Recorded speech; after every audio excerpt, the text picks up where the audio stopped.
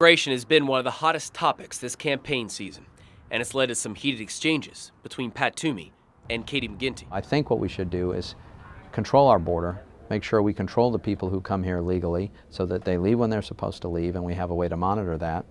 And then the people who are here illegally, I think there can be a way for them to earn their way to a legal status. Toomey does not support a path to citizenship for illegal immigrants. I think if you come here illegally, you shouldn't be able to become a citizen and be qualified for all the welfare programs. Would you support some sort of mass deportation? I don't think it's realistic that we're going to round up 11 or 12 million people, and I don't think I would want the government to even be able to do that. I mean, just think about what that would cost, what that would take, what that would involve.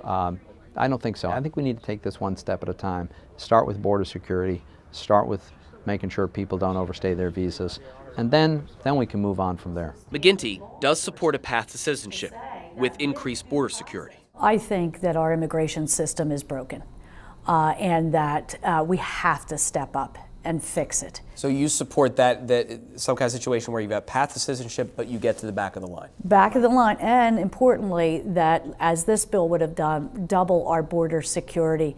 That, to me, achieves a whole lot of critically important objectives. Where things get heated is over so-called sanctuary cities, cities that may not enforce federal immigration laws. These sanctuary cities, they establish it as law that the police are forbidden from cooperating, even sharing information, with our federal immigration officials. The idea that we bestow a special legal privilege for people who are here illegally when they're violent criminals is madness to me. I've been very, very clear on this issue.